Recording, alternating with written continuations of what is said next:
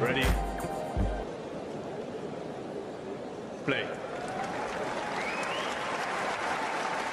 And which one of these 8 matches, which will be tomorrow, is of most interest to you? Is it Alcaraz Medjedovic?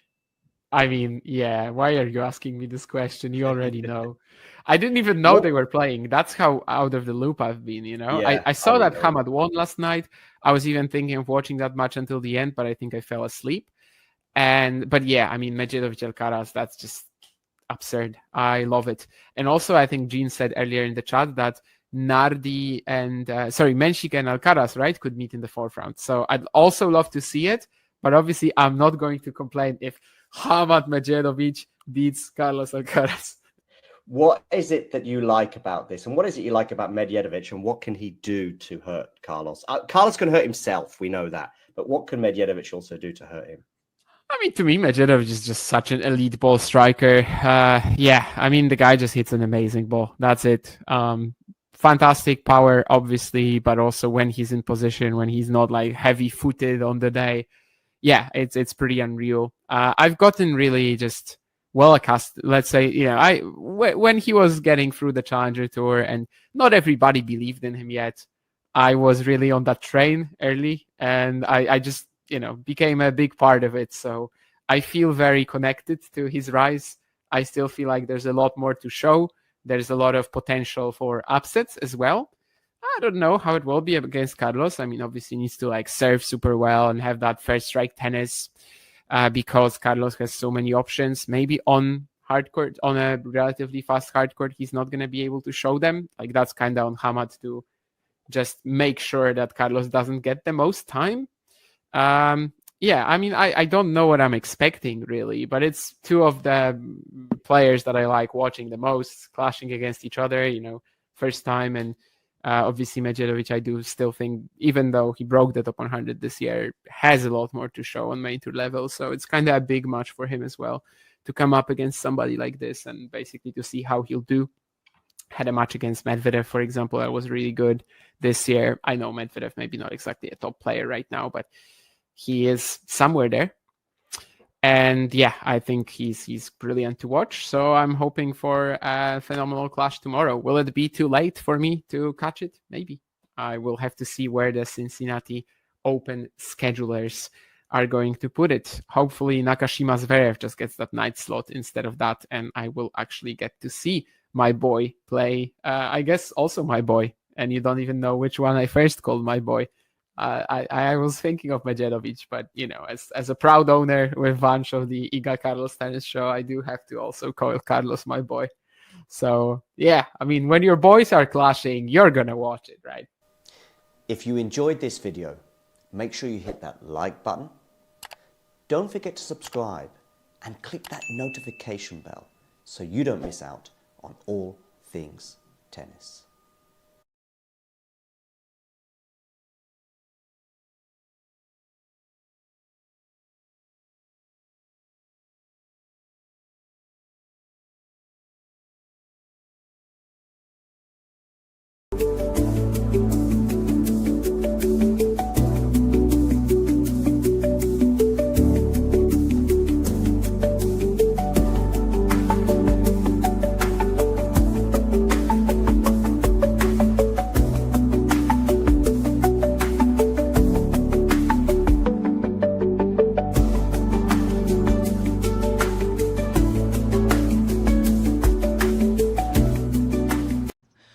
My name is Clara Towson, and I'm a friend of the show.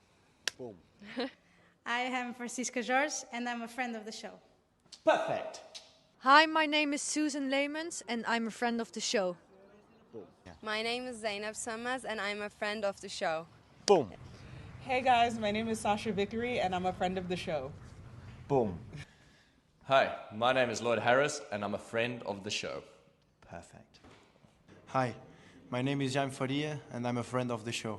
Boom. Yes. Take one. Well done. Hi, my name is Jasmine Paulini, and I'm a friend of the show. Wow, Jasmine, you got it in one time. Ready? Play.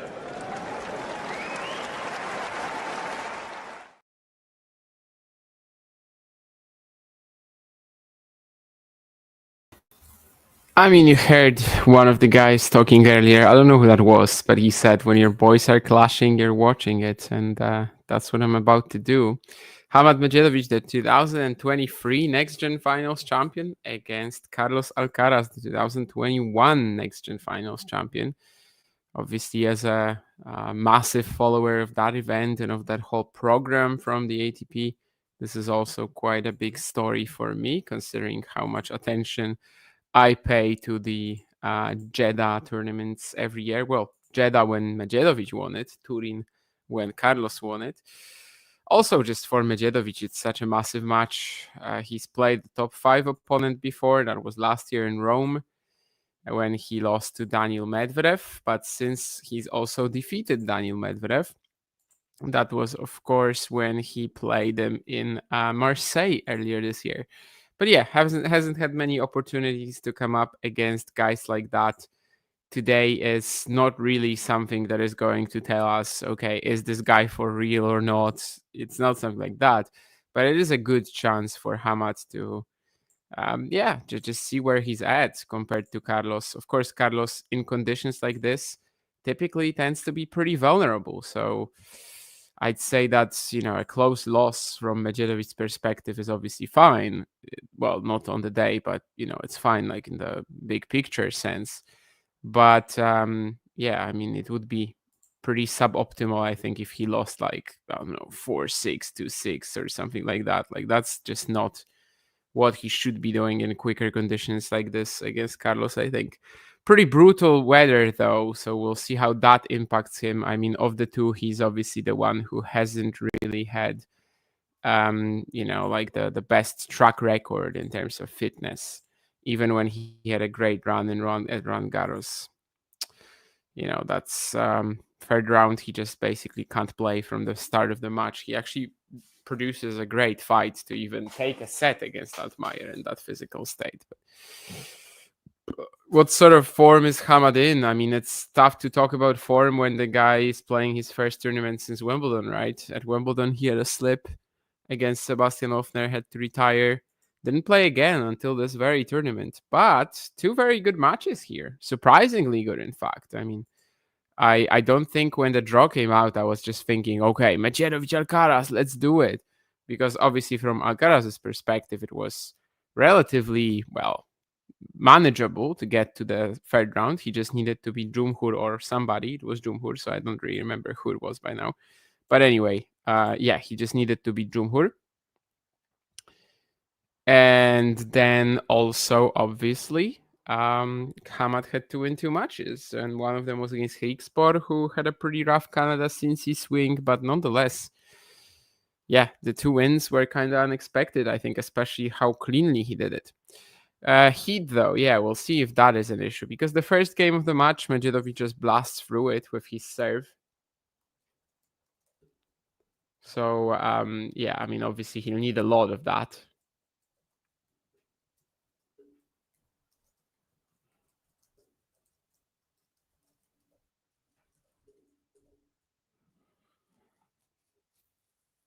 And yeah, sorry, I was just posting a tweet about that 2023 Next Gen Finals champion, 2021 Next Gen Finals champion. Anyway, that's gonna be it in terms of tweeting for me until the end of the match. So don't worry, you've got me here. It's definitely been an odd season, as Matthew says, because, well, first of all, in 2024 he was supposed to make the main tour breakthrough. He didn't, of course. Has that illness at the start of the year, which basically takes him out for like 4 months. Like whenever he's on the court, he's awful, and then it takes him a while to get back to his like proper level. I don't think he actually does that until Belgrade, until the last tournament of the season, and he doesn't break the top 100, even though he started there at like 105. Right now, you know, he's made the progress, he's made the step up, had that beautiful gamble of not playing Australian Open qualifying, staying in Oeiras, winning the title there. Another ATP Tour final in Marseille, has that win over Tsitsipas, which, you know, he injured himself during in Doha, but obviously the level was phenomenal there, and he still gets it done despite being injured. So yeah, I mean, the level has been really high at times. He also has finally won a Grand Slam match at Roland Garros, 2 excellent performances. But then you've got the third round, and yeah, once more, he's just like physically unwell from the very start of the match against Altmaier, and there's nothing that he can do there really in the long run, you know, in the best of 5 format. So yeah, it's been an odd season, 100%. And after getting injured somewhere, he just has Wimbledon then, and again it's an issue. So we'll see. We're getting a couple of rallies here. Medjedovic going for that super low margin forehand down the line. It's going to be long. Then Carlos has a half volley at the net. He's going to win the point with. Now, finally, Hamad wins the baseline point with a slightly less explosive forehand down the line, but nonetheless a good change of direction. Might see a lot of that if Alcaraz is like moving him around and, you know, stretching him wide, coming on the ball, blast it away. Definitely is going to be a part of Medjedovic's strategy. First game of the match obviously went pretty well for him, considering that he barely had to do anything outside of the serve. It's going to be 1 game all now. By the way, in terms of the extreme weather conditions in Cincinnati, of course, we've just had some rain, but I wasn't talking about that. It's more about the heat. The Opelka-Komesania match was absolutely hilarious. It took a while. That's why we are starting the stream, let's say, about 2 hours later than expected. But first of all, it was a long match, but also so many breaks. And I don't mean breaks of serve. I mean breaks of, well, Komesania getting a mid-game MTO because he was like about to vomit. Then after that comes like very late into the second set. And then the second set ends and he goes for a toilet break. Opelka is complaining about that like how many breaks is the guy going to get and everything. And then Opelka leads 4-1 in the third. He actually loses that. He wastes 3 match points. They come back onto the court after that long, well, not long, but like after a brief rain delay.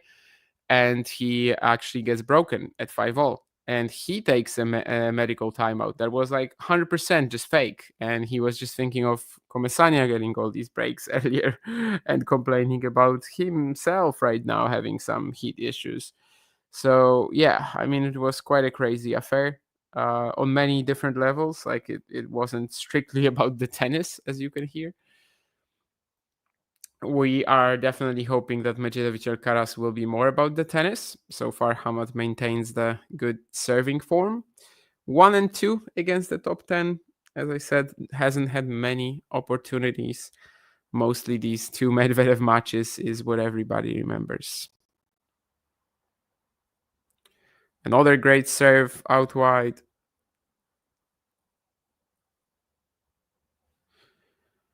And he's going to be 40 love up. The conditions, the courts changed this year in Cincinnati, but I think we can fairly say that these are still pretty quick hard courts. And in this particular matchup, that's not bad for Medjedovic, I think.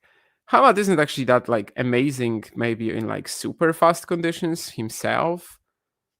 He needs a bit of time to plant his feet, get into the ball, but in a matchup like this, I think he just mostly wants to avoid Carlos having any space. So that's good if it's just more serve-reliant. Goes for the drop shot. I wonder how much we're going to see of that today. Medjedovic is trying to implement that tool into his arsenal. In fact, he's sometimes trying too hard. But there were matches in the past where it was kind of clear that he needed something like that. Right now, he's just going for it a lot, sometimes way too much. But anyway, against Carlos, will it be easy to execute or not in these conditions as well? I don't know. But this one works out. Alcaraz was there. But Medjedovic takes the game and the point. Already on the changeover, we see Hamad taking some ice and just making sure that he is getting a bit of a cool down at the very least. Brutally hot everywhere. Parts of Europe, it's been 40 Celsius today. Yeah, probably not where I live, to be honest. Yeah, 25-ish. Friday is supposed to be very hot. But yeah, I can totally understand. I mean, some days in Kozerki, when I was there last week, it was tough to just sit there as a spectator and let alone play tennis. Is Novak confirmed to play the US Open? I mean, he hasn't pulled out, and the lists for slams are actually done automatically. So there's nothing that he didn't need to do anything to be on the entry list for the US Open. It's automatic. But we haven't had any info that he will pull out. The reasons he's pulled out of Canada or Cincinnati, they don't seem to be proper injury or anything like that, right? So I think that there's no indication to suggest that Novak will be out of the US Open, but for the time being, he is on the entry list for sure. Brooks Bihachanov, I am not intrigued. I mean, just in general, I have not been intrigued by virtually anything over the last 2-3 weeks of Cincinnati, Canada action. I don't know. It's a combination of factors, of course. Me being away and just going to bed relatively early after coming back from the courts. Also, all the scheduling issues we have right now with 2 weeks after Wimbledon and the 12-day Masters. I'm not a big fan presently. So I really haven't watched all that much Canada or Cincinnati tennis. Hachanov Brooksby, it's just a main tour matchup that doesn't interest me whatsoever. But Medjedovic Alcaraz, I kind of make an exception for. Yesterday, we also did a stream from Rune Mikkelsen, right? Which, I was definitely less thrilled about. I mean, it wasn't a match I would be watching anyway. Like Medjedovic Alcaraz, I would be watching right now if I wasn't on the stream. But I did enjoy it in the end, even if it was a bit of a weird contest with the heat and, both Mikkelsen and Rune just trying to stay alive. This is getting interesting though. Love 30, there's a bit of a sloppy forehand error from Carlos, and then he loses a slice exchange with Medjedovic. So love 30, this is the first pressure moment of the match on the Carlos serve. On either serve, really. What's going to happen now? It's a bit of a throwaway return from Medjedovic, and Alcaraz does make him pay for it. Just didn't really connect on the forehand return. It was high, slow, pretty long, so I wasn't sure if Alcaraz was actually going to get anything out of it. but he fires a very nice forehand cross-court, forcing the error.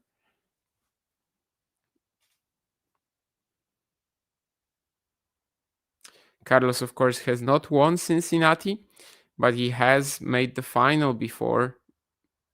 Had 1 championship point against Djokovic in the longest match in tournament history in 23. Great return from Medjedovic, but can he somehow get away with this point? No, not really. The net approach was a little uninspired, to be honest. Yeah, fantastic return, but it seems like he just didn't have an idea as to what to do with it after that. Good recovery from Carlos there, kept the ball pretty low, and Medjedovic chose to approach the net, but that was misguided for sure. So 30 all. I think that serve is in, yeah. So we're gonna be playing, but Medjedovic can't quite cover this backhand defensively. So far, not really feeling the ball well here on the scramble when Carlos is pushing him from corner to corner. Of course, this isn't like his main asset, mobility, agility, but he can be a pretty decent defender as well. That's a great serve from Alcaraz, but he actually cannot convert it. After the kicker, he was just like completely out of the, like Medjedovic was completely out of the court. Still made it pretty deep. Alcaraz was forced to play this on the half volley, and yeah, just didn't really find a way, despite the amazing serve. So we are deuce now. Second serve for Carlos as well.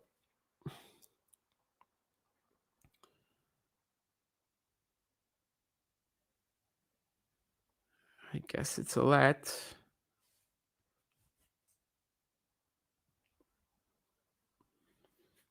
Will we get that first breakpoint of the match? Yeah, that's another amazing serve.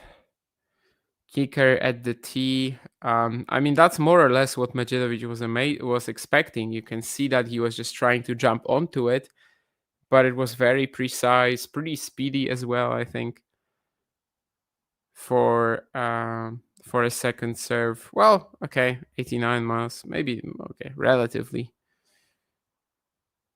And that's a great ace down the tee as well. So Carlos serves his way out of trouble. Wasn't breakpoint or anything, but love 30 could have been a lot more dangerous than he made it seem. So after 15 minutes, we are at 2 games all. Not much we've learned so far. I mean, Medjedovic holding more easily, and he will probably need to keep it up to have a good chance of fighting here.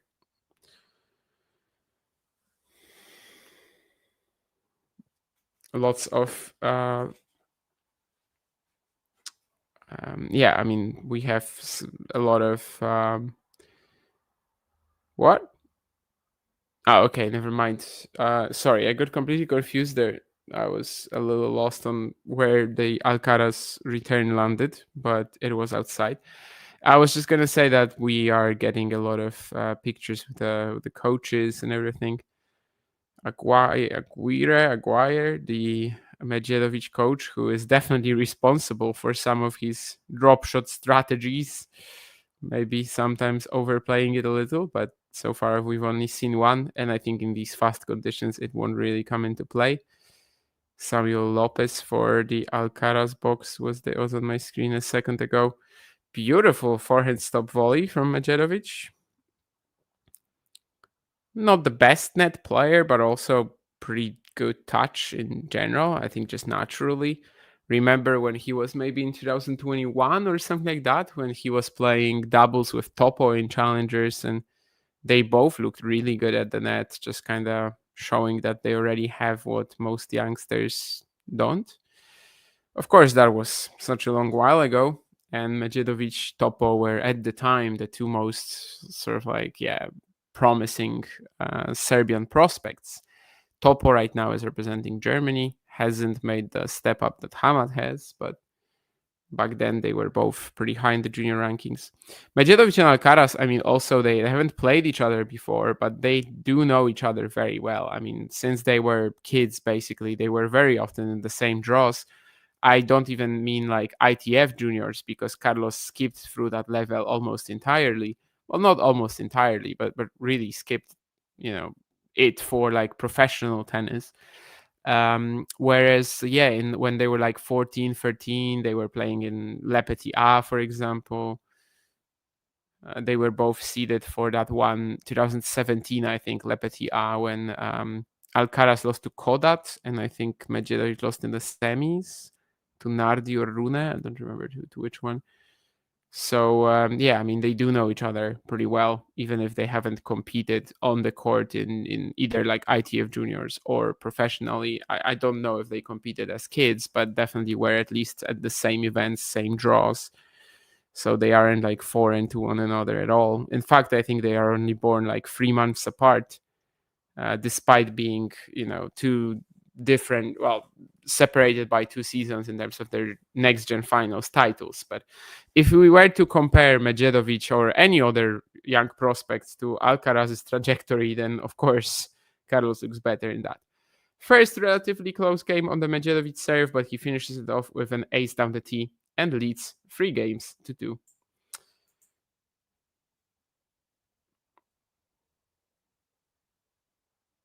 Yeah, I think Hamad has the touch, just kind of maybe not the instincts.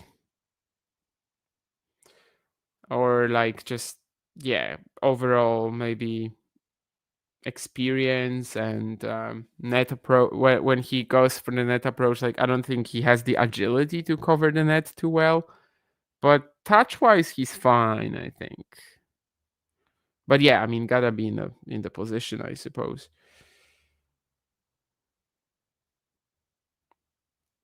In terms of what you're saying about João Lucas Reis da Silva, it doesn't sound as bad as it's. I mean, it's not as bad as it sounds, is what I'm trying to say, because you still have the wildcards, right, to be announced. So a few will drop out in that way. So I don't think this is as misguided as it might sound when you're 10 out. Like 6 or 7 should be done after the wildcards. Well, Grigor is not back for the US Open, Ashley. No, Grigor has actually just been announced like a day or two, or maybe even today, officially confirmed that he's out of the US Open. But by like Bulgarian media, it was already confirmed like a week ago.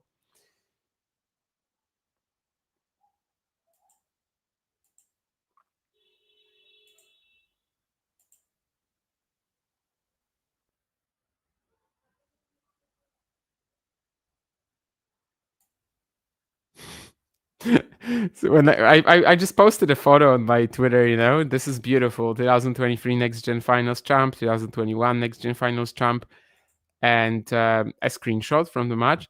And somebody gives me this comment, but there is a massive difference in player quality. Medjedovic can't be put in the same sentence as Alcaraz when talking about tennis. I mean, sure. I mean, if you want to argue that, and you're obviously right, but like, why? What exactly have I done to like prompt this? Anyway, people are funny.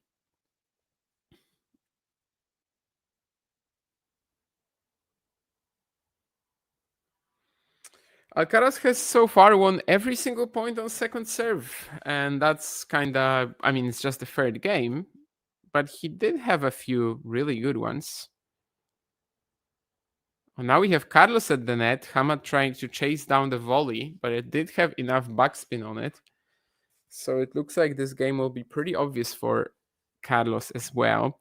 In these extreme weather conditions, like maybe it's even more important for Medjedovic, for this match to look like this, where the games and the points are quick and he's not he's not forced to grind with Carlos. Mikkelsen Rune yesterday, I think you could really see it. I mean, there was hardly any rally that went above 5 shots, to be honest. That's a great return from Medjedovic. Kind of had to close it off with the wrist action. I mean, definitely that very last part of the motion made the ball eventually get into the court. Carlos not expecting it, but it does come at low 40. So yeah, just 57 miles per hour on that return. So it was a really slow one, but Carlos not expecting it made him not cover. But yeah, great serve at the body here. So 3 games all. Anyway, I was just saying that Mickelson Rune yesterday, like it was very tough for a rally to be any long with how they were both like already destroyed by the heat after the opening set. Popyrin and Rublev, they are still playing right now, but I saw earlier that basically there was a stat, maybe like middle of the match, where it was points won above 9 shots and they were both at none. Oh, actually, Rublev has just won 7-5 in the third. This also means, by the way, that Alexei Popyrin, despite, of course, breaking the top 20 on Thursday, he will fall out on Monday because he will lose his Toronto points from last year. Montreal points from last year. The way that the shift was organized this year with the 3-week Masters is that the points from both Montreal and Cincinnati last year, they're going to be dropping on Monday. So Popyrin last week was not defending his 1,000 points yet, but he was only adding, and he added a quarter final in Toronto. So that was obviously quite crucial for his top 20 debut. And he was able to get it done, but now he will fall down to about 30 something ish, like 36, 37 maybe. So yeah, I mean, it wasn't a long stay in the top 20. Now, whether you think that Popyrin is more of a top 20 player or 36 player, I mean, I'm more towards the latter, but it's a ranking system, so I can't say that he didn't deserve the top 20 debut with winning an ATP 1000, which actually I think he would have been one of very few ATP 1000 champions who never broke the top 20. I don't even remember I don't even think I know who they are, but I think there are like 3. Well, now 2, I guess, with Popyrin, or maybe it's 3 without Popyrin. Anyway, just a few people, really. That's a beautiful forehand cross-court angle from Medjedovic on the pass. Again, throws in the drop shot. Again, backhand down the line. I mean, it's the Serbian way of playing. Well, down the line, I guess, through the middle, but still backhand, still centric. And yeah, Carlos is going to get there, but Hamad finds this beautiful angle. And the passing shot winner to go 40-15. In these conditions, 40-15, big serve as well. I mean, most of the time it just closes out the game. Let's see if this is also the case here. Goes for a risky second serve, and I think he just missed it. So maybe not in this case. 40-30, could use a big serve. Obviously, he also started the set, so ahead on the board if he can just keep holding. 3 double faults already from Medjedovic. It feels like that's probably like half of the points that he lost on serve. Would really love to avoid another double fault here, and perhaps that's why he was getting so frustrated after the previous one. Is it going to be number 4? No, it's pretty deep. Picks up the forehand half volley, tries to go forehand line, but he mishits it a little bit. So now we've got a deuce on the Medjedovic serve. The coach is really, really involved. You can see that he is, he's living the match.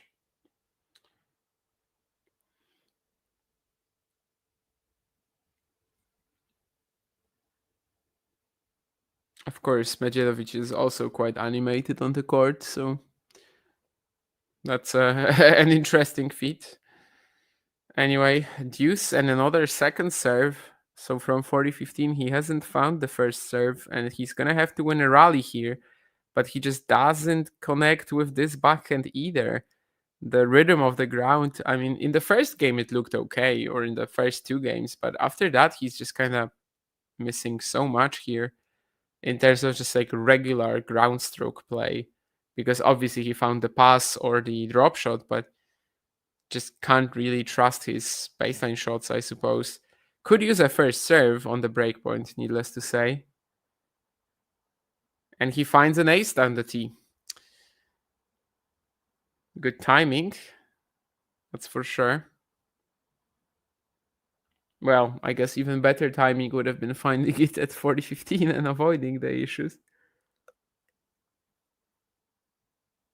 But he won't care as long as he claims this game.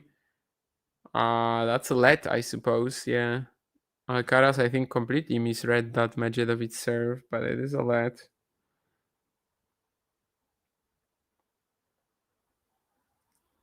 He goes for exactly the same. This time Alcaraz makes a leap to try to catch it down the tee, but he can't make it. So it's a fourth ace, I think, of the match for Medjedovic and a game point. Serve botting, but yeah, he'll need it against an opponent like this. He'll need his serve to be really on point. So far, I guess it's mostly been, I mean, yeah, sure, 3 double faults, but still a lot more benefits than losses.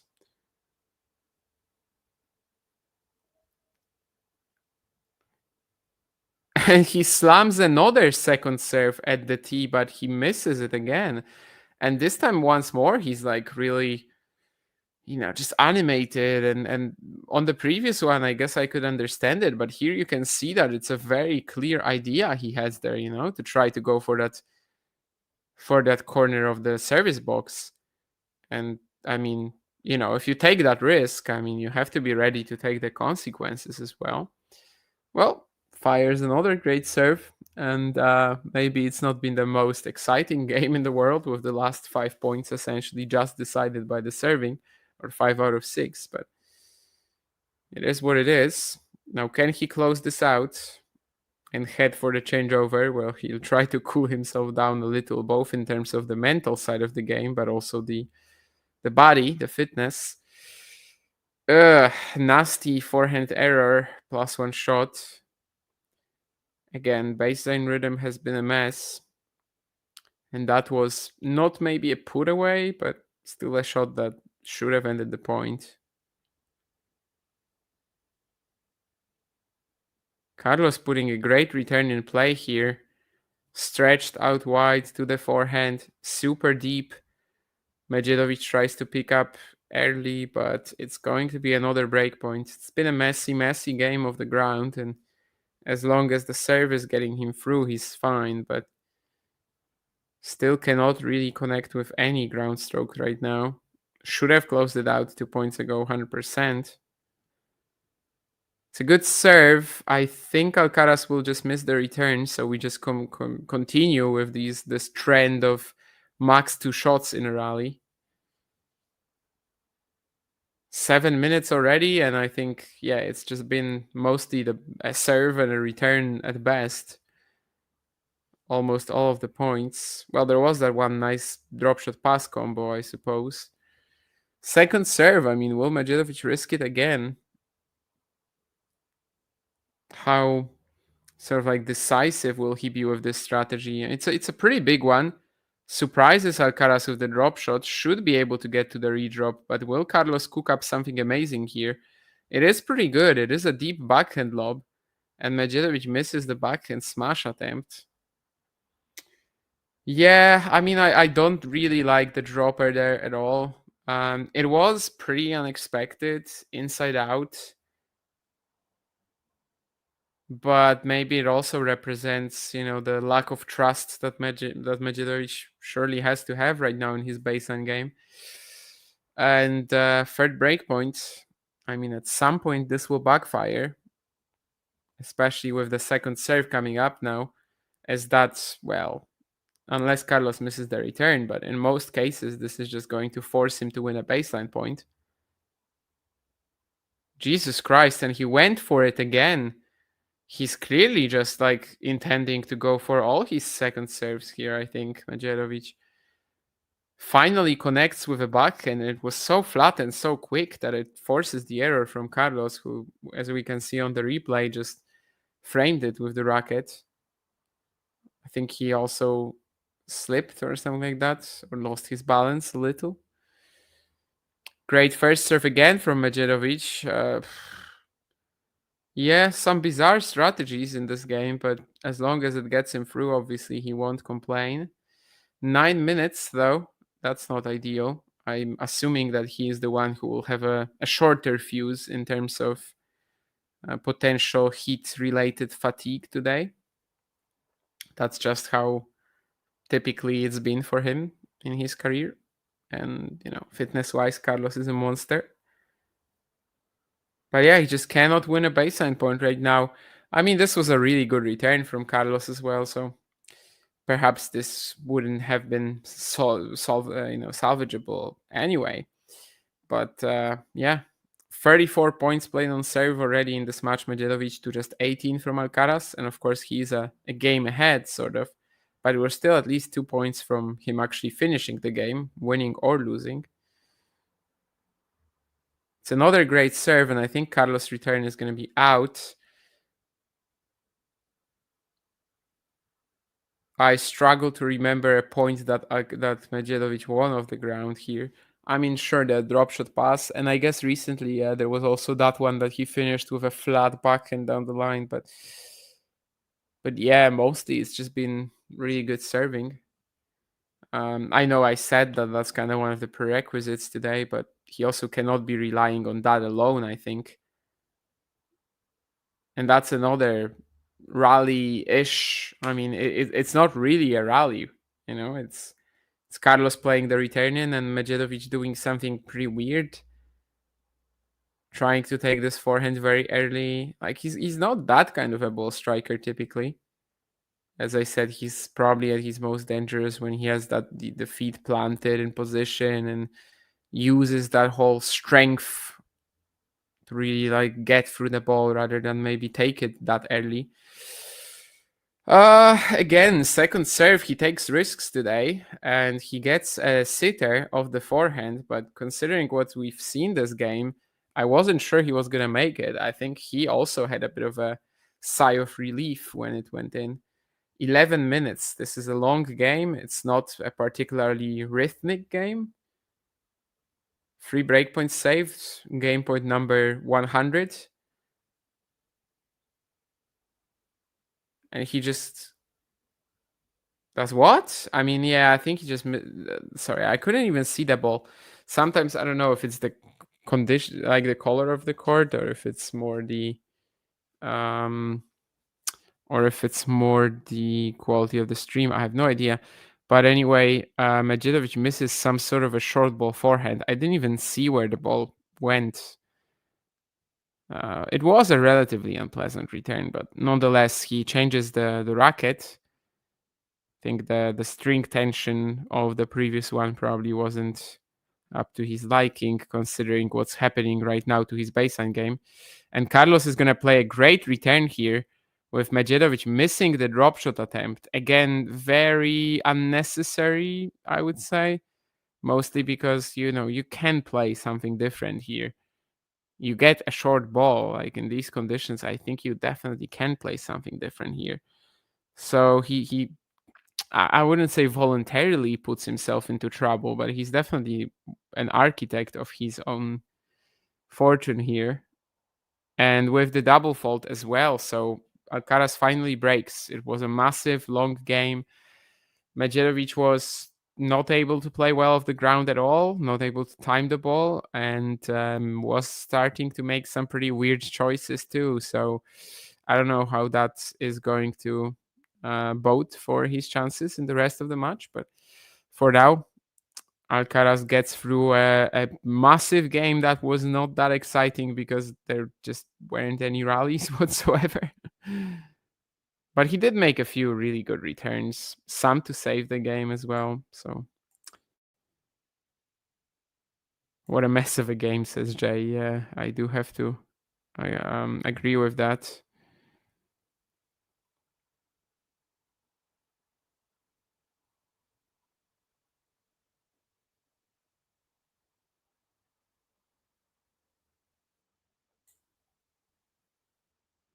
Yeah, I saw some tweets as well about seeing the ball in Cincy, and I was thinking, that's actually not, like, I don't see how that's an issue. I don't know if it's an issue even for me on like any court in the world, to be honest.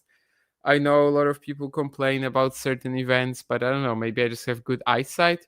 But there was a point here, yeah, that on the ad side, Alcaraz putting in this chop return, and I just didn't see where the ball went after Medjedovic hit it with his forehand, and I think he just completely mishit it. So maybe that also contributed, because it literally could have gone 1,000 different ways. Typically when a player strikes the ball, you more or less know where he's going to go, right? So you know where your eyes sort of need to follow.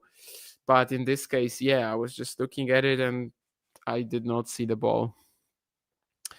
Anyway, yeah, his baseline game has been a mess, Medjedovic, and he's paid the price. Very risky second serve strategy, some of the unnecessary drop shotting that I mentioned earlier, and well, here we are, Alcaraz serving at 4-3. It's not like Medjedovic didn't have a game earlier where he was close to breaking Alcaraz, or at least to securing a break point, but well, he needs to start playing better off the ground to get there again. That's a good start. Second serve return winner. Steps into the backhand, finds not the line, but close-ish, and that's way more than enough. First backhand winner of the match from either player, according to the broadcast.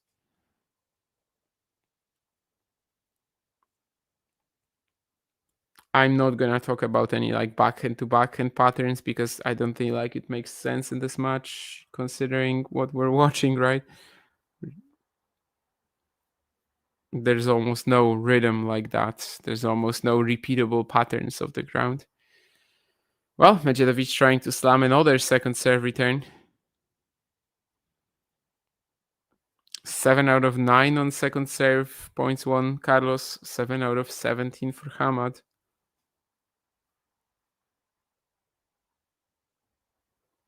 That should be a put away, yeah, and that's basically been the main difference, I think, for the players so far. When Carlos has a shot like that, I mean, you just know he's gonna have the clarity of mind, and also just the timing, the rhythm to put a shot like that away as he should. Whereas for Medjedovic, you'd be thinking, oh my, how is he going to miss it? And that's obviously what killed him in the last game. There was definitely that +1 forehand right into the net on one of the game points. Won't be able to connect with this return either. There's a lot of frustration, lots of talk to his box about, I suppose, what's not working so far, which is most things outside of the first serve, having pretty good spots on it. 40-15 Alcaraz, and that's going to be 5-3 with an ace out wide. So let's see how much energy Medjedovic will dedicate to trying to fight back in this set. I think he totally should. I mean, he wants to start the second set on serve at least, and of course there's still a chance. It ain't over till it's over.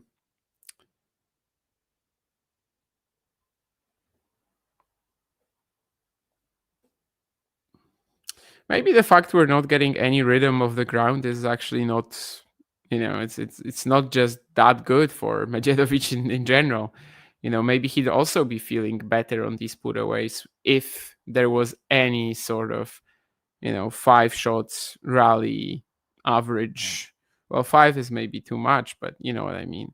Like if there was basically any sort of rhythm to what's happening on the court, maybe Medjedovic would also be doing better on these +1 shots and just feel a bit more comfortable. I mean, this looked pretty comfortable to me. Backhand down the line, now ace down the tee. It's still like the longest rally. The last 3 games probably took maybe 3 shots. So it is a bit of a crazy match in this regard. I don't think it makes for the most entertaining tennis, truthfully. It's another ace down the tee as well from Medjedovic. So, as I said, I mean, the way he's hitting his spots, well, let's just say that. The way that he's hitting his spots, he will really be regretting the fact that he's a breakdown. Goes for another tee serve, but I think that's let.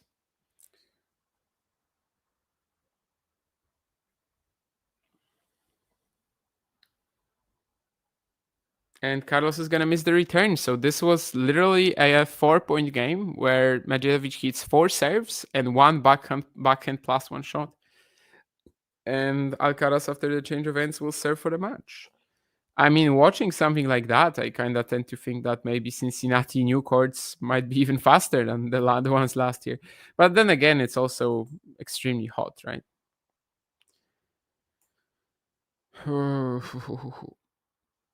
Yeah, US Open draw should be next Thursday or thereabouts.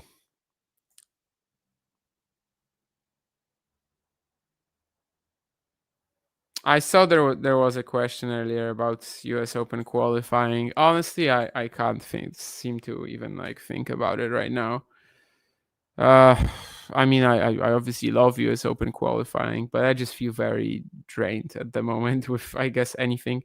I really need a day where I'm just like sitting at home doing nothing. Today was a bit of a nightmare for me work-wise. I mean, it's not, everything went fine. I just had a lot to do and a lot to do in a short span of time. And I ended feeling just completely wiped out. So I don't know. I just can't seem to think about anybody right now.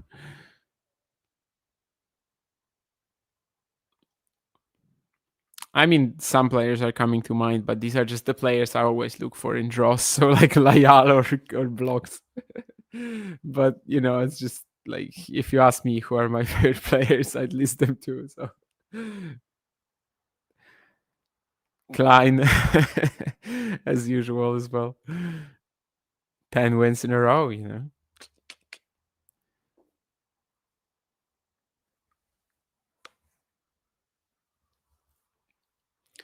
Anyway, Alcaraz serving for the set against Medjedovic.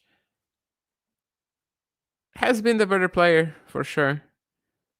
But, it's also a couple of points, well, even 1 point going differently in that 3-3 game. And we would have had Medjedovic leading 5-4 right now. Throws in another drop shot and will try to lob Alcaraz. Beautifully done. Carlos losing his balance there again. I think he was expecting a cross-court pass and he really launched in that direction, but Medjedovic just, plays it like a boss. Again, the drop shot, I mean, the sheer idea is maybe somewhat controversial because he could have just hit a bigger backhand, but it works out, and he did pretty well on the lob as well. Both disguise-wise and, where the shot actually went. Carlos with a good serve tee. I suppose that was also one of the longest rallies in a while, and not because it was like overly long, but it was maybe like 5 shots. Sorry, no, 7 shots, I think so.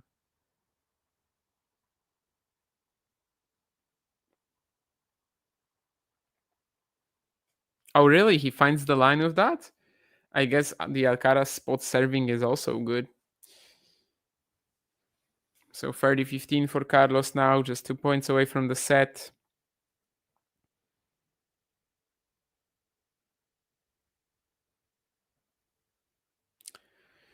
Another unreturned serve. I mean, they will both be. I think we will get stats on our screens after the set, and I think they will both be really high in terms of unreturned serves.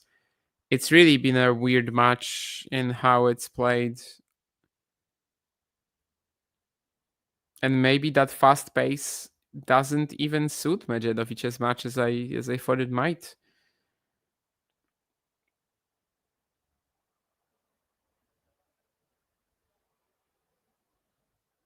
And that return is going to be slightly long too.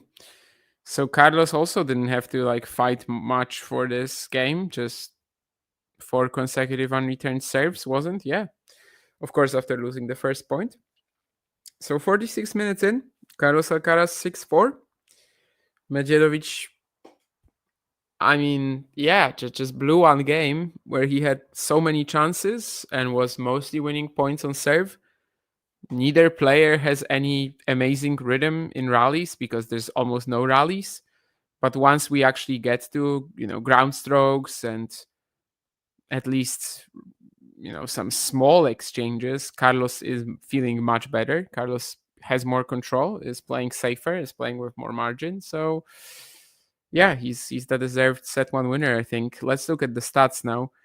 Yeah, it's about 50% unreturned serves for both of them. Medjedovic 1935, Alcaraz 1327. What else is interesting here?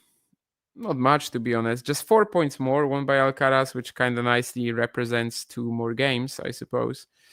5-10 unforced winners unforced. Medjedovic 1427. 1 out of 4 on breakpoints. That's all in that one game. Medjedovic hitting much faster on the forehand side, but also losing a lot of second serve points, which, to be fair, like half of these points he lost probably were double faults, but he has to be ready for the consequences of that very, very aggressive strategy that he's employed thus far.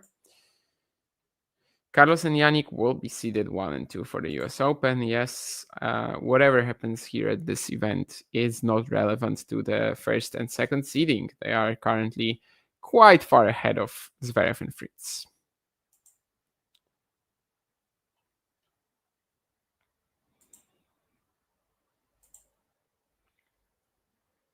In the race, Carlos is like 1500 points ahead of Yannick. Of course, in the rankings, it's still Sinner ahead by about 2K and change. But he's also losing a lot of points this week because he won Cincinnati last year. So, well, he's not losing them yet. He might defend them, but he is in danger of losing them. Carlos, of course, last year in Cincinnati lost to Gael Monfils in the second round. Third round? Second round? Anyway.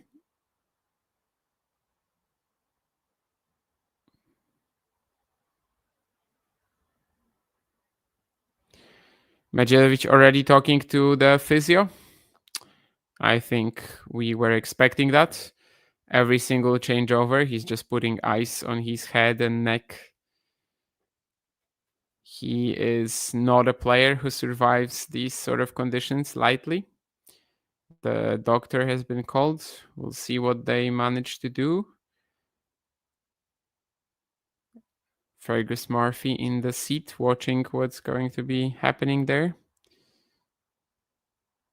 I think even like 5 games ago, Medjedovic might have taken pills. I wasn't sure at the time. Maybe he's going to get something different here from the ATP guys. I'm not positive. Carlos is ready to play. And I think they're giving something to Hamad, whatever that will be.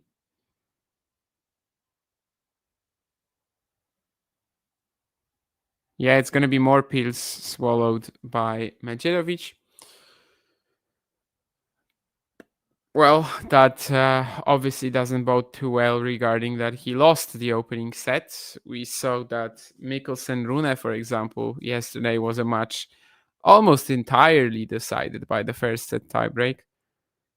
A couple of horror volley misses in there from Alex, but Holger also played quite creatively, intuitively, which is, you know, an asset of his compared to Alex, right? Alex is not that fluid, not that adaptable, not that versatile.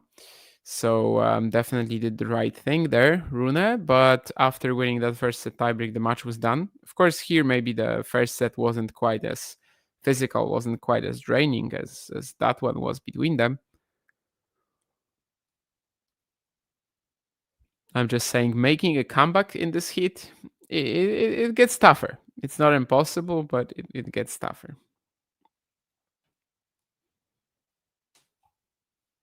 Especially if you're already showing signs of struggling with the weather. Anyway, Medjedovic about to begin the second serve. The second set. Also a second serve, which is maybe why I was thinking about that. It's a bit of a Freudian slip. And of course, Medjedovic misses that second serve, again trying to go for a very risky angle. I don't know how I feel about that yet. I mean, it certainly worked out fine on a few occasions. I mean, considering he can't win a baseline point, maybe is good. Well, now he actually gets a couple of really good forehands in cross court, so maybe he's gonna start feeling it and timing it a bit better. I don't know. But maybe it was actually good in the first set to try to risk on all these second serves, all things considered. But I was not expecting something like that. I mean, the big serve was, as I said, something necessary here for Medjedovic. The drop shots, I mean, you can't not expect them against him right now because he's just overusing them. But that's nothing new. But I was not expecting that super risky second serve strategy, to be fair.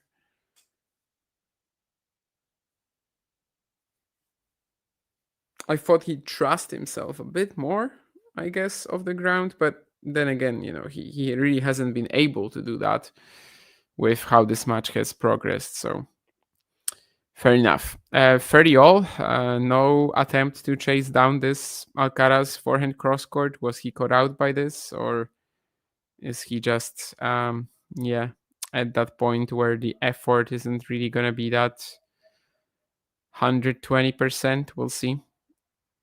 Still had a couple of monster forehands, right, in this game. The second point, so maybe he can do that. Second serve at 30 all, though, considering what we know of how he's using his second serve today.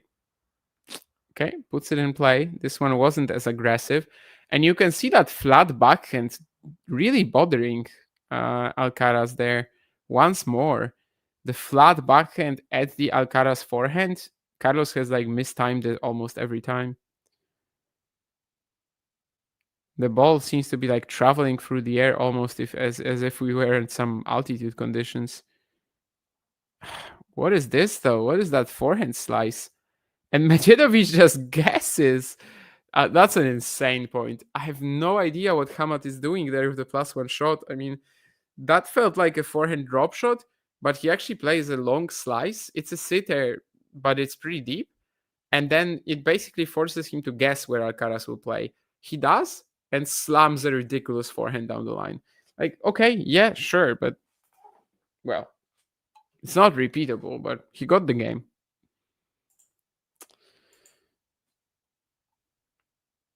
How are we doing? Yeah, I mean, we're doing fine.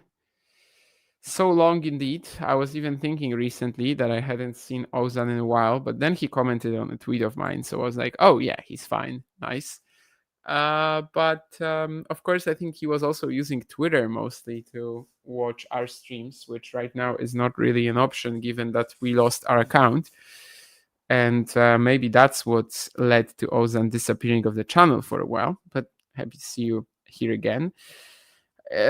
How we doing? I mean, myself, well, I'm finally watching some Cincinnati or Canada, which hasn't really been big for me in the last couple of weeks. And in terms of the match, certainly could be a bit more interesting if we just got a little bit more play, rallies, excitement, instead of just massive serves and questionable strategies from Medjedovic. This was a rally, though. I thought Hamad missed that forehand down the line at first, but he closes down the net. Carlos shows some insane movement, though, to get the ball back. That volley from Medjedovic against 95% of players on tour, it just ends the point. Carlos not only got there on time, but was also able to make it super uncomfortable for Hamad on the next shot. I think Medjedovic played the whole point, extremely well. It's just, yeah, Carlos is a freak. And speaking of freak, what is this forehand volley from Alcaraz? I mean, that's just, as far as I said earlier when it was questioned a little bit, that Medjedovic to me has really good touch, just maybe less so like the agility to play the net. I mean, this is not good touch from Alcaraz. This is just out of this world. And well, quick game in the end, even though there was one point that Medjedovic played, well, perfect and still lost it. I don't think that was going out at all, no.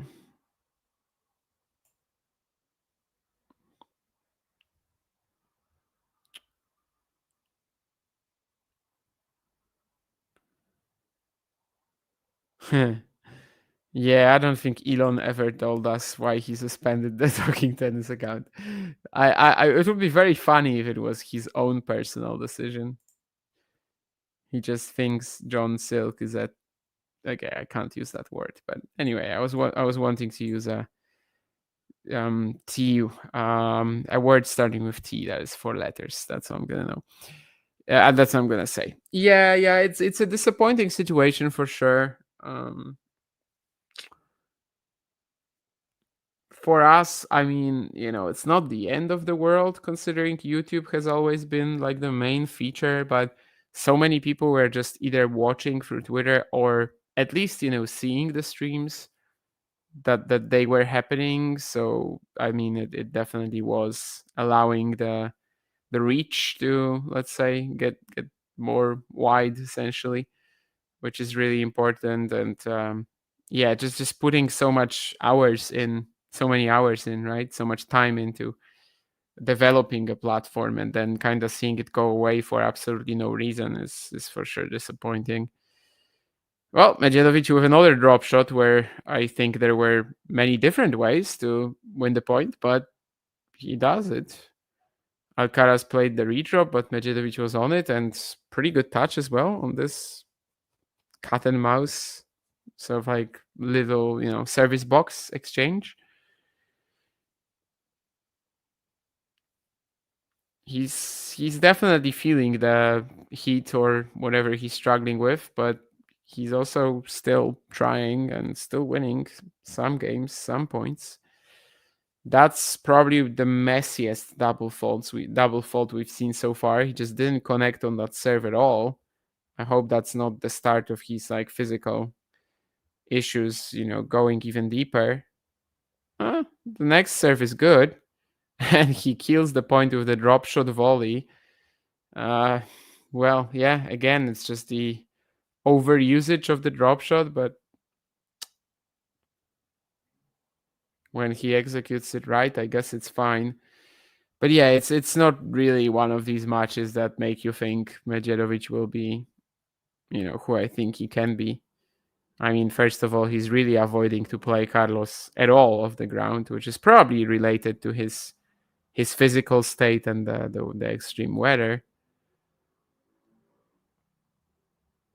Carlos goes for the saber here. Medjedovic just looks completely wrecked by the conditions. But he wins another game. He's 2-1 up. I just don't know if I can really see him winning a set. And now he puts his head into like a bucket of ice, I think. Or maybe it's just... No, it's a fridge. Okay. Yeah, it's just a fridge with drinks. He just puts his head into it for a second. Yeah, I mean, he looks like he's about to collapse, essentially.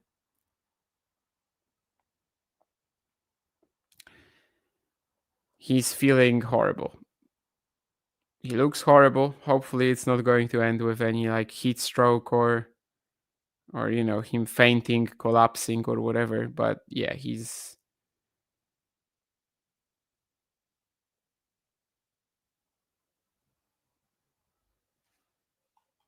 in trouble.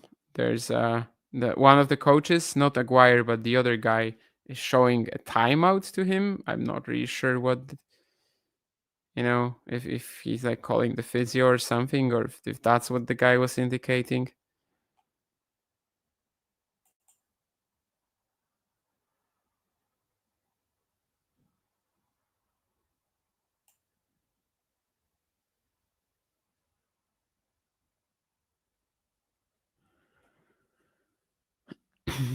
Yeah, Elon is actually Nurlan, right? That's kind of the story here, that Nurlan was asking so many times to be included on the YouTube channel, to show up on one of the streams, and we were rejecting him, John especially, and then he banned the channel from his main account, or he banned the Twitter account. Anyway, I think we're going to play. So whatever the second coach of Medjedovic was suggesting with the timeout. Yeah, we're actually getting a replay of that right now. Whatever he was suggesting, it's not happening. We're just going to play. I mean, to be fair, with how awful Medjedovic is looking, I kinda wouldn't, let's say. I mean, I can imagine that he just wants to get on with it, just get this over with. Of course, he's still trying to win points, as you can see, but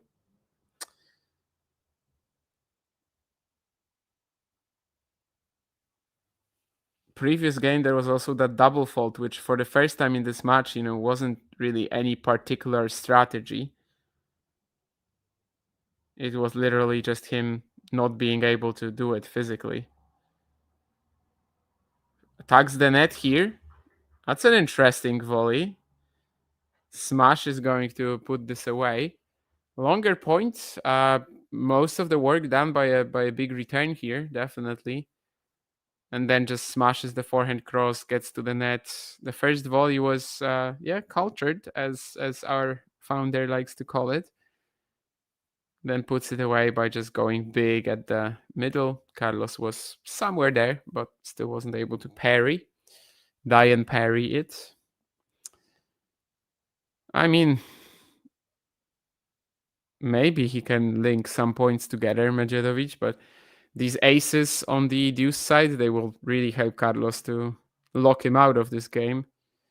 Back-to-back aces on this side of the court, of course, as he lost the point on the outside.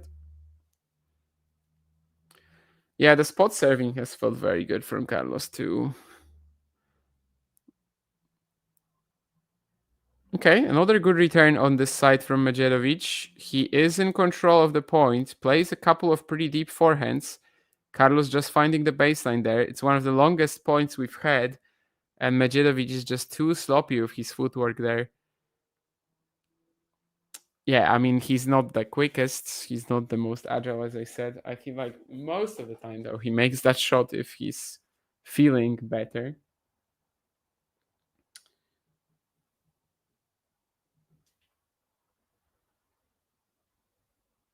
Which presently he just clearly isn't. And that's another ace on the outside for Carlos. Oh, sorry, on the deuce side. This time he goes T. So 3 aces in this game, successfully locking Medjedovic out of it completely.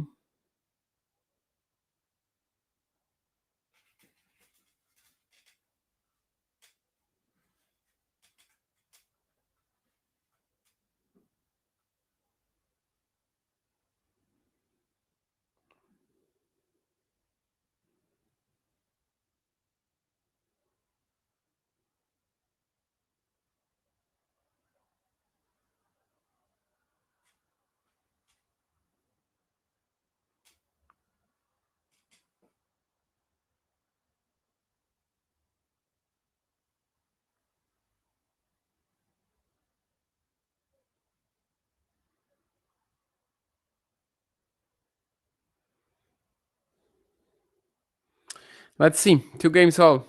Will Medjedovic just keep holding despite looking like a ghost? How will this match end? Hopefully not in, with Hamad in the hospital or anything like that, because it kind of has that vibe. Now, if he gets broken early in the second set, he maybe calls it quits, but right now he probably won't, I would imagine. Anyway, wins the first point. Alcaraz just missing the second serve return. Yeah, now tries to slam the forehand down the line, but just can't really position himself for any shot at the moment, Medjedovic.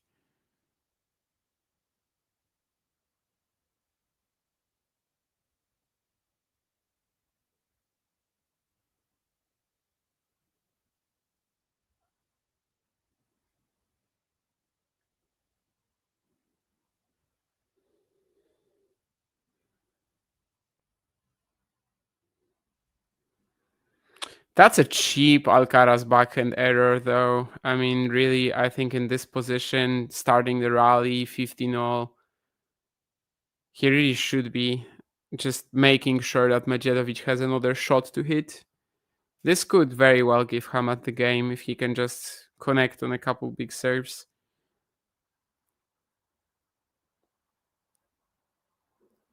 He connects on one of them, and will have to throw in the drop shot again because he just presently has nothing else to do. I think he missed the dropper. So 30 all. But yeah, I mean, in another situation, this totally should have just been a big forehand that he hits. But yeah, he's just trying to avoid, not even like grinding with Alcaraz. He's trying to avoid doing anything right now. It's a good serve. The return is short from Alcaraz. It will cause issues, I think.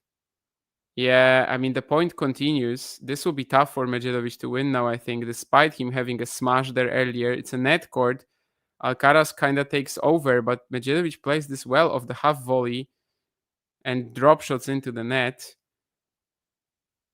Yeah, it's an interesting position for sure. I mean, Medjedovic should have finished it off, but if you see how he's moving towards the net there, I mean, he's just, yeah, moving like a truck and paying the price eventually with what's one of the best rallies of the match. But you know, it's a bit of a bad watch. I mean, not gonna lie. One guy is pretty severely hampered and just is throwing all sorts of different stuff at Alcaraz, somehow trying to survive. And the serve here is going to give him that. For now, it's deuce. It was a kicker, about 150 an hour only on the first serve.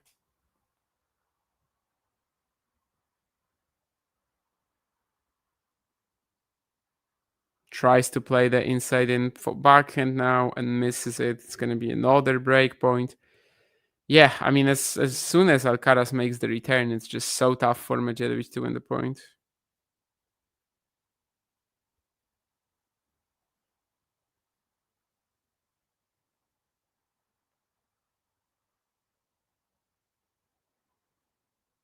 And now we have a point, so obviously it's going to be a forehand dumped into the middle of the net.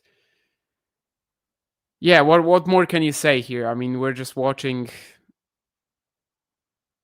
a procession, you know? We're watching Hamad Medjedovic struggle so much in the conditions that it's just kind of impossible for him to play. And from here, I mean, I don't know what would have to happen for Hamad to win the match.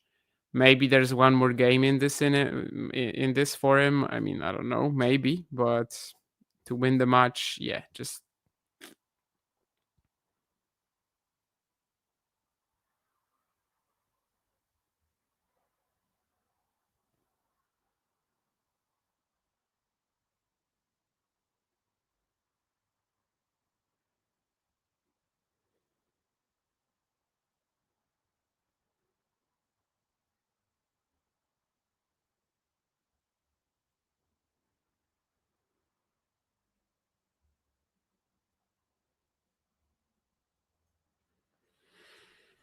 yeah, it's a tough one to watch for sure.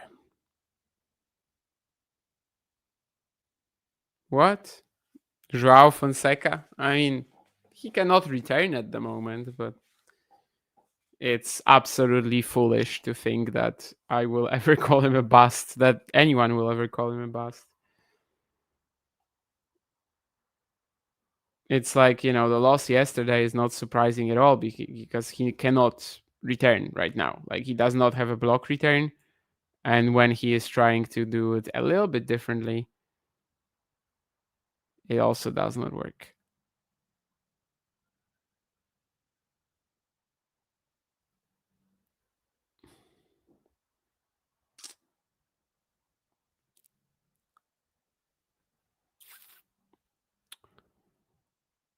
Nardi about to reach the fourth round at a Masters 1000 event again as a lucky loser. I mean, they should definitely give you a reason, I think, in terms of Twitter. Since he might get rain tomorrow, it already did today.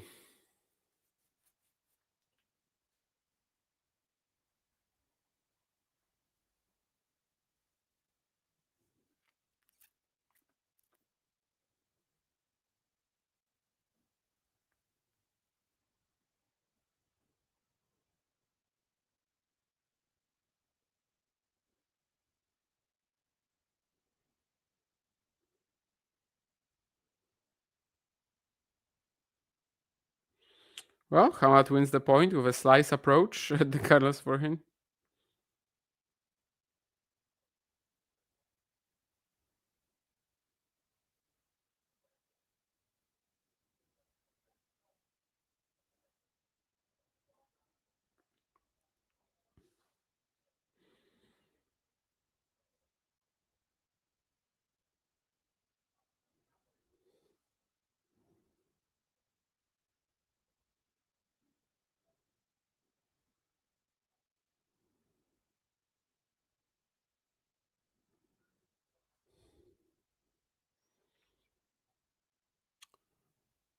Well, that's a funky return going in.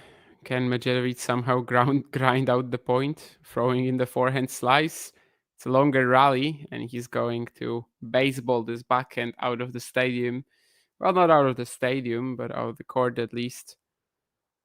I think he's also pointing to the humidity now. If I understood his gesture correctly, I think he just said that basically the fingers were very wet by the time they got to that shot, which of course has been an issue in Cincinnati as well. I think Sorana Kirstea, who is in the fourth round and will play Iga Świątek tomorrow, has also noted that in a moment that went viral in the tennis world. Anyway, 30-15 here. What? Wait, what happened in that previous point then? That's some insane footwork from Alcaraz again, but Medjedovic wins this one at the net. It's a pretty big reaction. 30-all. I don't understand what happened in the previous point then when Medjedovic missed it. Was it replayed for whatever reason?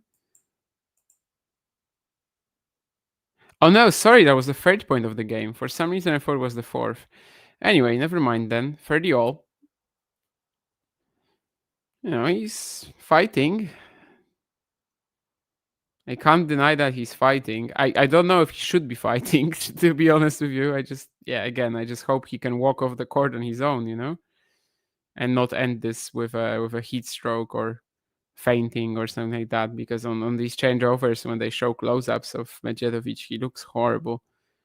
Looks like he could, like without makeup, just play in Night of the Living Dead.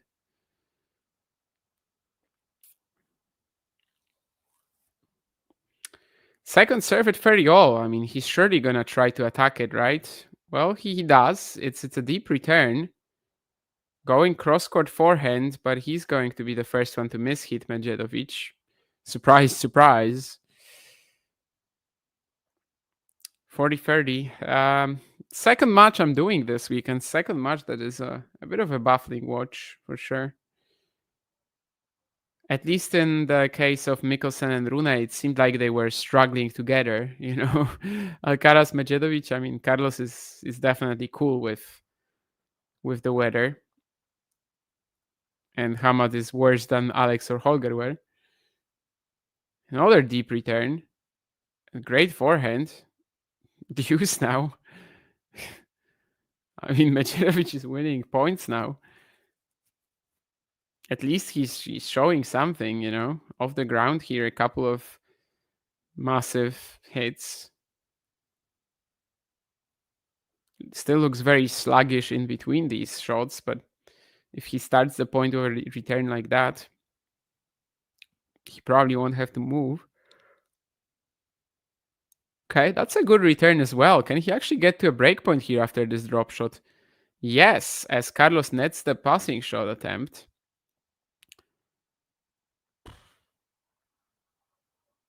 And that's going to be a break point. I mean, first one of the match for Medjedovic. The coaches are still willing him on.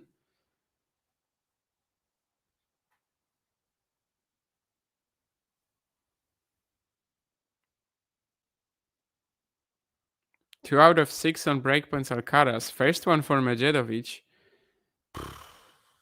I mean, I really do not believe he can win the match. Even this break would be quite unexpected, to be fair. But Alcaraz just finds an ace down the tee.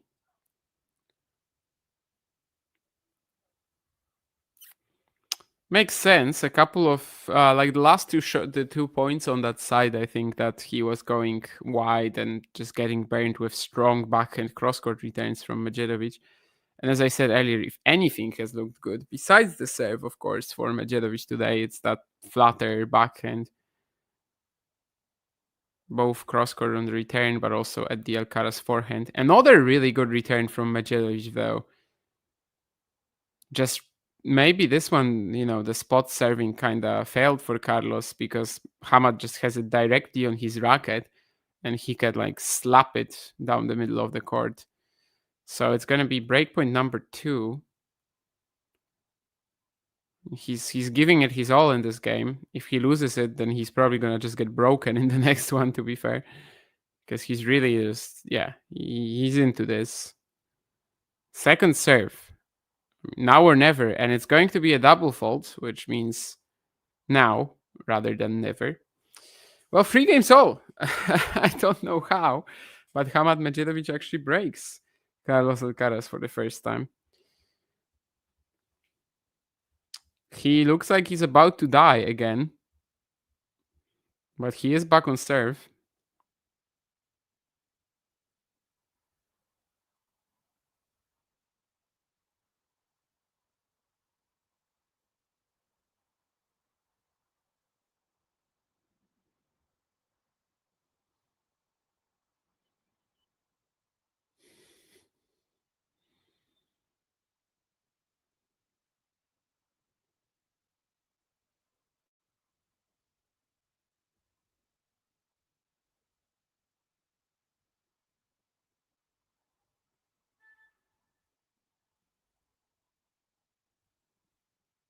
No. I saw a tweet on my timeline that said that the mics from the box of Medjedovic are just constantly, audible what they're saying.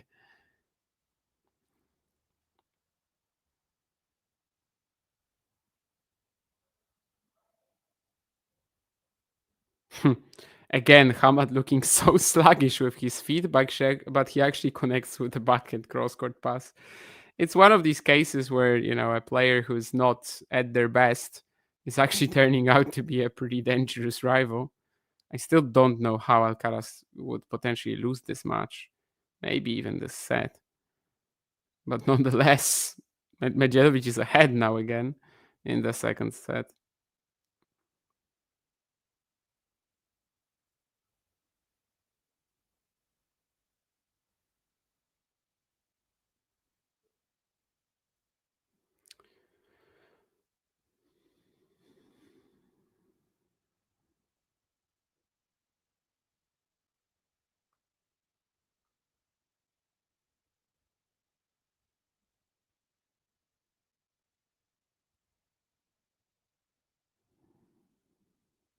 It's more big serve or double fault action for Medjedovic here.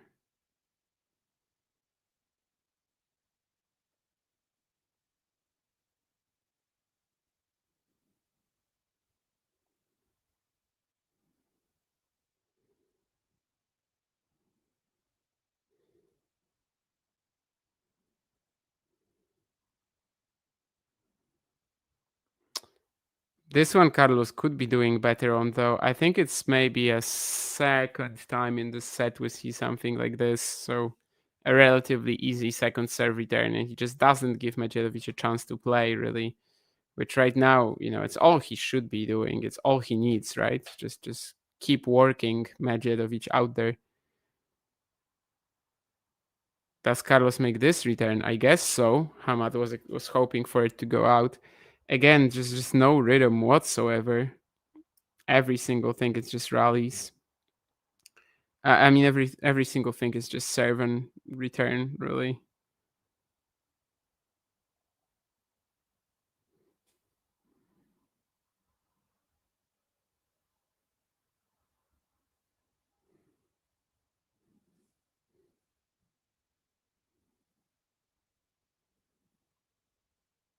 Good recovery from Alcaraz on this forehand cross court.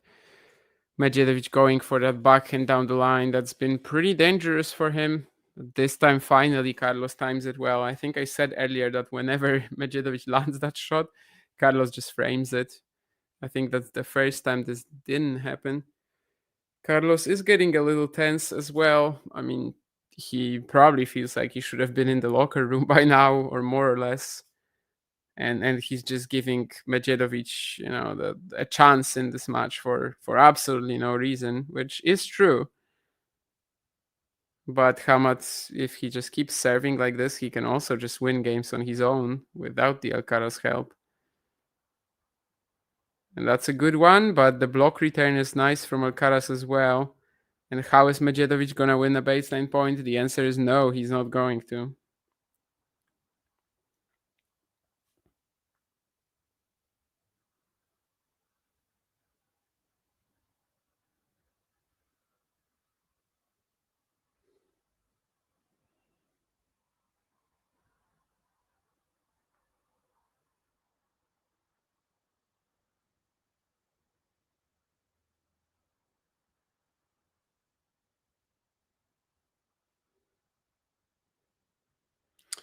And now we're going to get another breakpoint for Alcaraz.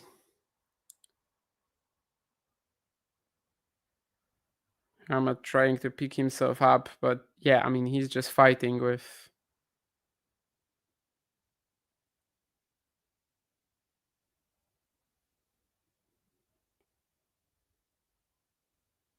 Yeah, and it's another drop shot +1 into the net.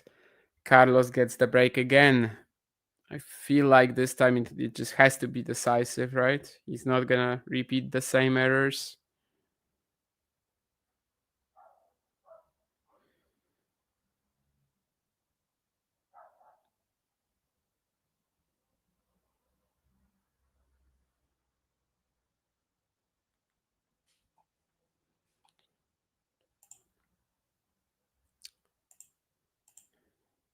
Ay, ay, ay, ay, ay.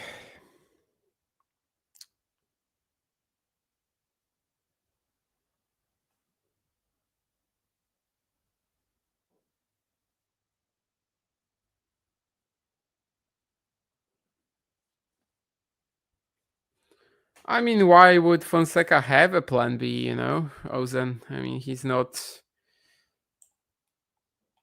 never had one.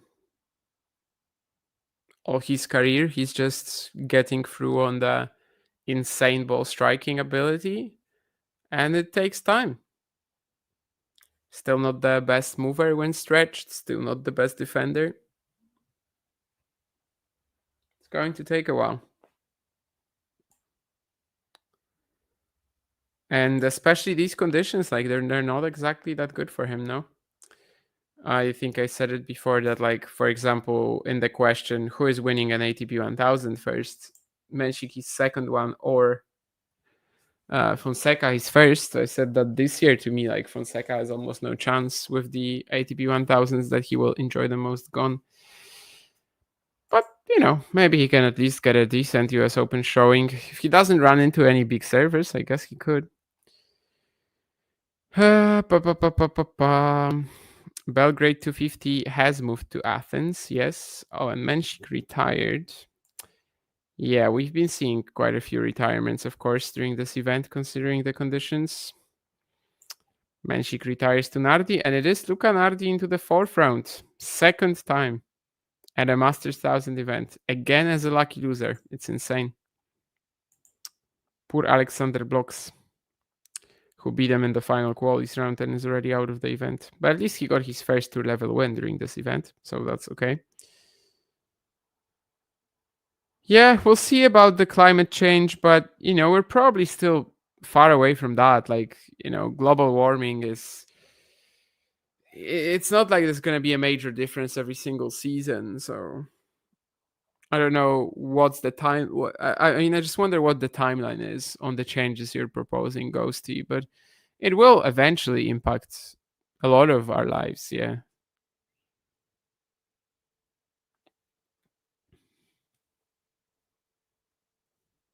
Could just sort of like move events around as well, right? Just have a summer block someplace else where at this time of the year it's better. I don't know.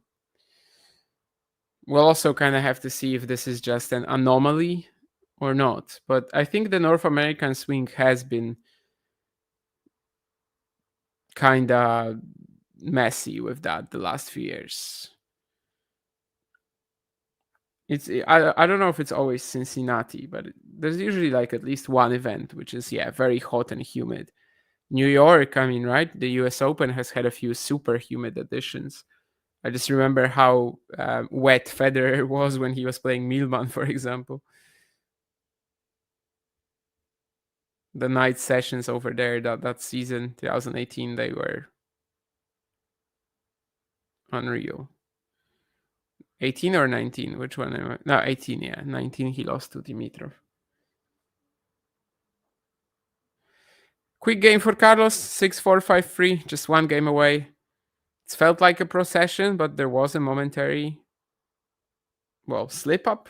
But also Medjedovic, I mean, he's showing a lot of fight despite the issues, I think. So again, just hope that he can finish the match in relatively decent shape. That's really, I think, at this point, all you can expect from him. Winning it just seems so far out of his range at the moment. Can he get one more game? Shorter return, approaches the net. Carlos can't find the pass.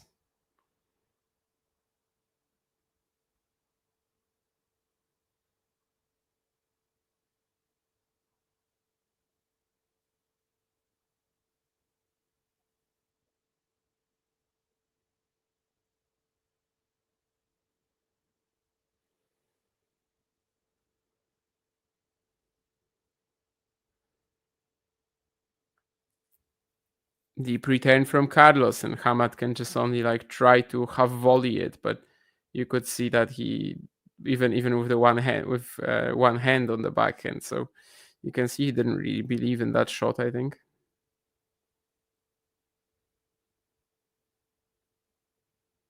Does Alcaraz make the return here? Yes. The camera angle made it a little tricky to see, but I think Medjedovic found the forehand down the line.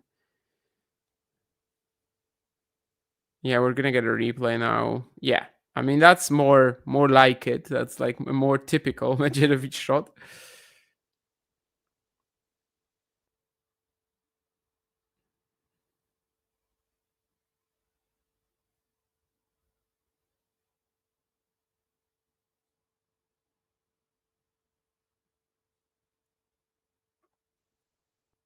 Goes for a massive second serve now.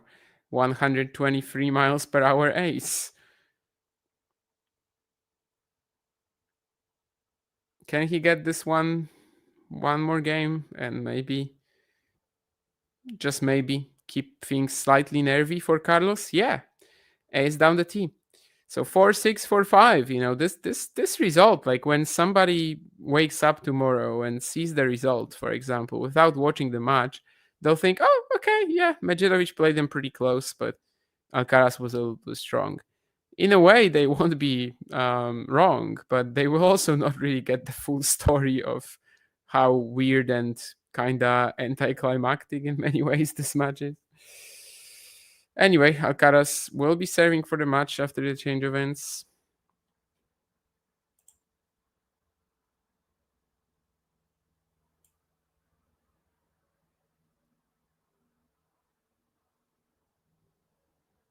Within the decade, okay.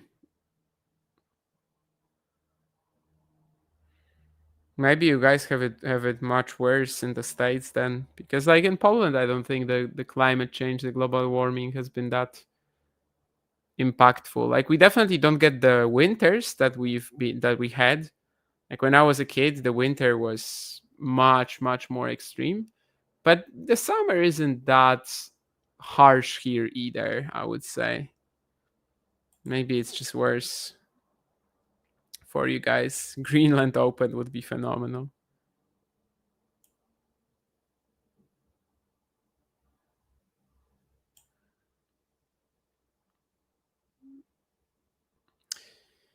Yeah, this is a popular exhibition. Yeah, it happens every year in Spain, I think, on sand. I've never watched it, but I know it always gets good names, and some people watch it like in the stands too. Yeah, I'm familiar with the exhibition. I saw that Team and Gasquet played in the final. Yeah. Yeah, they play on a sand court. You can just Google it and you'll definitely find it. It's an interesting, like, quirky thing for sure.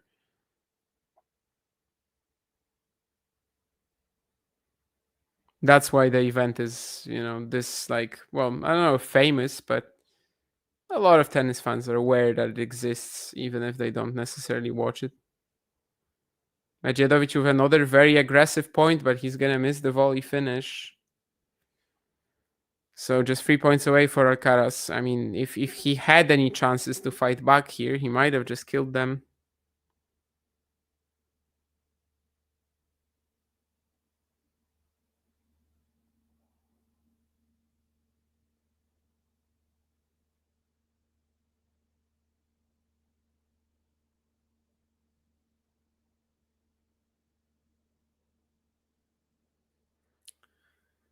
Let's see if Carlos can close this out without issues. Definitely the break that he lost here during the set, like he'll feel like he could have avoided that, especially as he hits a double fault just like he did on a break point there.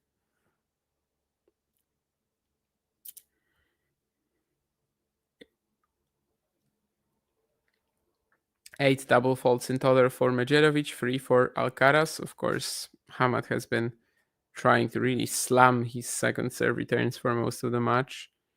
Still 3 points away, Alcaraz.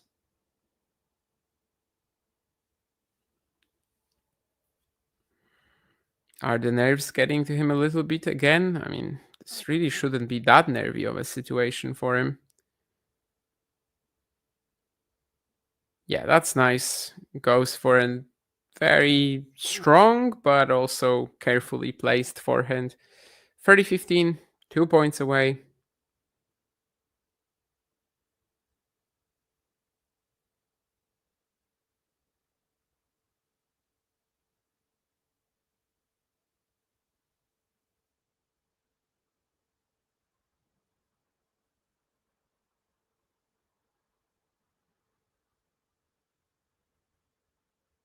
Don't think Medjedovic is making that block return where he barely moved away from the body serve.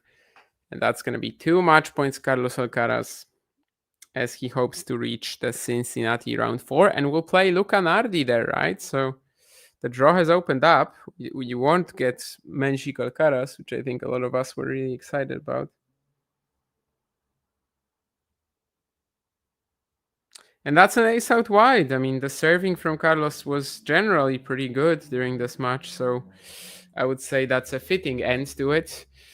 I honestly am just really glad that Medjedovic can walk off the court on his own, because he looked as pale as a ghost.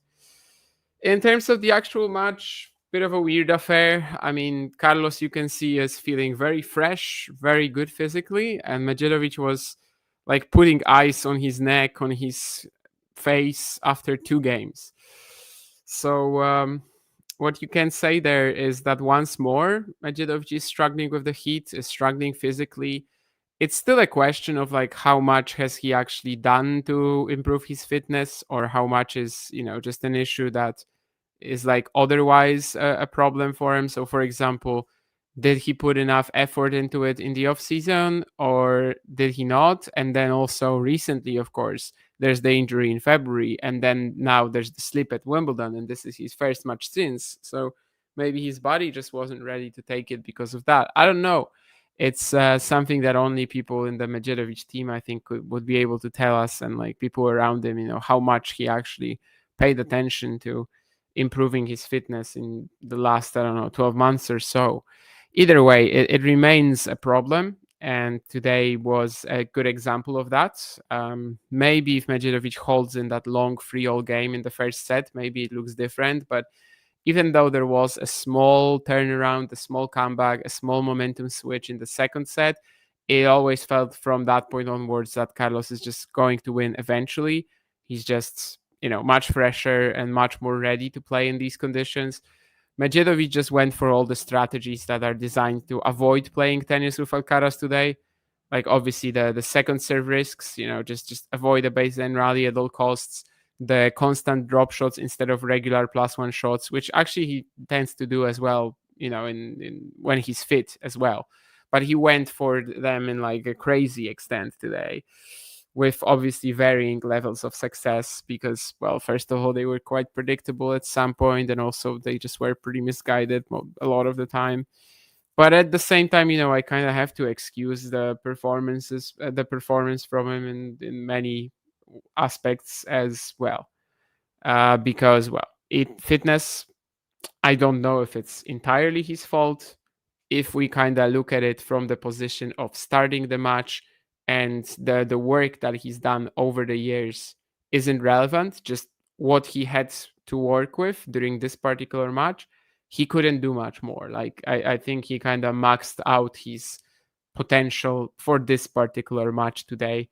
In these conditions, in this physical shape, he just couldn't really play tennis, and he tried his best to fight a little bit, and yeah, just force this match into this uncomfortable territory where there's almost no rallies, there's almost no rhythm, and maybe somehow I will get through, but he didn't, obviously. So Carlos, moves on to the fourth round. We'll play Luca Nardi, which seems like a really nice opening for him. Again, as I said, I think Jakub Menšík, Carlos Alcaraz was a fourth round match we were hoping for. Nardi and Alcaraz already played earlier this year in Doha, and Luca even took a set. Doha or Dubai? Doha, I think. But Luca took a set, but to be fair, I don't think that it was really like he's doing for the most part. I think it was more about Carlos being, his own erratic mercurial self. So my expectations for that match are not that amazing. Like, I probably won't watch it. I don't think I will care about it enough. And that's really all I think I could say about that for the time being. I'll see any other comments in the chat as well before I leave, but soon enough, obviously, we'll be ending the stream here. I just lost the comments. Oh, yeah, okay, I got them back now.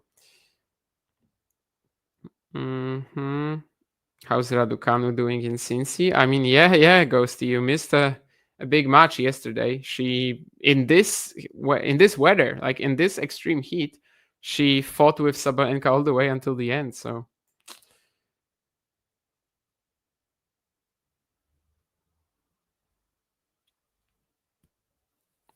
Dzięki, bracie. Thanks, brother. And then also, dziękuję, synu, pozdrów ode mnie swoją mamę, are the messages that you guys wrote in Polish. Thank you, son. Say hello to your mom. Fair enough. The producer is here to end the stream, so I think I will let him do it in a moment. Just will briefly say that Khachanov and Brooksby, the match that Matthew wanted to watch, they're already on the court. In the meantime, we also had some women's clashes. Of course, there's still a lot more action in the latter hours of the day. For me, I think this will be the end of Cincinnati tennis today in terms of my watching. I'd like to catch some of Bigun Sakamoto from Sumter as well. Already first set done for Kalen. This was a clash of Next Gen Finals champions 2021 and 23, and Bigun Sakamoto, they won 2 successive Grand Slams in juniors. So that's a pretty fun story too, I think. But either way, for Cincinnati from me today, that's it. Thank you, everybody. And, I wish that the next time we meet, it's going to be a slightly more normal match, but Mikkelsen, Rune, Medjedovic, Alcaraz, they've just been so decided by like the weather and how the players handle the extreme conditions. Hopefully next time we get like more actual rallies, tactics, and tennis. Not all of the wildcards, actually, a few of them, but not all of the wildcards. We will have a live stream tomorrow apparently as well with James on I don't know what, but just check the channel, one of the early matches. So just check the channel and you guys, I'm sure, will be able to find it. I don't know if the schedule is out yet. I don't think I see it. Anyway, never mind. That's not too important at the moment. Oh, there's a good one. Oh no, actually, no, never mind. That's tomorrow, not today. Anyway, thank you to everybody, and I'll see you guys in, whenever, sometime soon.